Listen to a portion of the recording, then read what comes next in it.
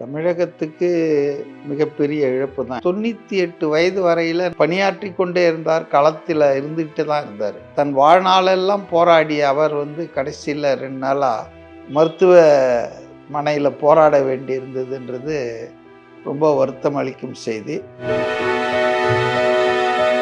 3 முறை, அதாவது 13 வருஷம் அவர் செயல்பட்ட பிறகும் யாருக்கும் திகட்டலை, யாருக்கும் அவர் மாறினா நல்லா இருக்குமே, புதுசாக ஒரு ஆள் வந்தார், அந்த மாதிரி அவர் இடத்த அன்னைக்கு இட்டு நிரப்பக்கூடிய ஆட்களே இல்லை. அவ்வளோ எளிமை, அவ்வளோ தோழமை, அவ்வளோ நேர்மை. இன்னைக்கு கம்யூனிஸ்ட் கட்சியிலே அந்த மாதிரிலாம் இருப்பாங்களான்றது எனக்கு சந்தேகம்.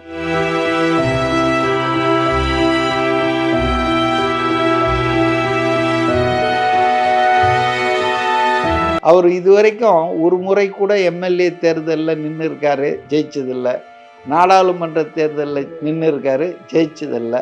இவரை வென்றவர்கள் யாரான்னு பார்த்தீங்கன்னா அவங்க ஒன்றும் இவர் கால் தூசு கூட இடம்பெறாதவர்கள். இதுதான் தேர்தல் அரசியல். மக்கள் என்ன நினைக்கிறாங்கன்னா, நீங்கள்லாம் தியாகம் பண்ணி தொழிலாளிக்காக போராடுங்க, ஆனால் நாங்கள் வேறு ஆளுங்கள் வச்சுருக்கோம், அவங்களெல்லாம் அசம்பிளிக்கு அனுப்புவோம், அப்போ தான் அவங்க எங்கள் தலையில் மண்டவாரி போட முடியும்.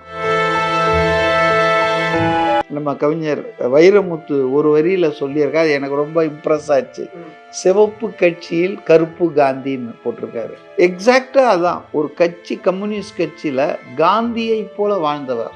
சிகப்பு கட்சியில் கருப்பு காந்தி அப்படின்றது உங்களுக்கு இட் சேஸ் எவ்ரிதிங். நம்ம ஆளுங்க இப்போ முதல்வராக இருக்கிற ஆட்கள்லாம் சாதாரணமாக வேஷ்டி கட்டிகிட்டு இருப்பாங்க. ஓ பன்னீர்செல்வமாக இருந்தாலும், எடப்பாடியாக இருந்தாலும், ஸ்டாலினாக இருந்தாலும், கருணாநிதியாக இருந்தாலும் எல்லாருமே கோட் சூட்டோடு இருப்பாங்க. அந்த சூழலுக்கு ஏற்ற மாதிரி. ஆனால் எந்த சூழலிலும் தன்னை மாற்றிக்கொள்ளாதவர் நல்லக்கண்ணு.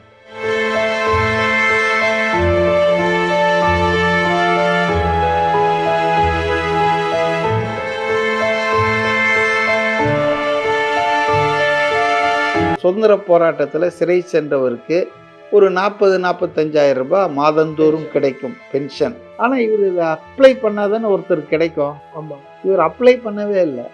ஏன் அப்ளை பண்ணலன்னு கேட்டால், நான் என் கடமையை செஞ்சேங்க, என் தேசம் அடிமைப்பட்டு இருந்தபோது அதுக்காக நான் போராடினேன், அதுக்கு எதுக்கு நான் ஒரு சன்மானமோ உதவியோ வாங்கணும்? வாங்கினா நான் செய்ததுக்கு அர்த்தம் இல்லாமல் போயிடுமே.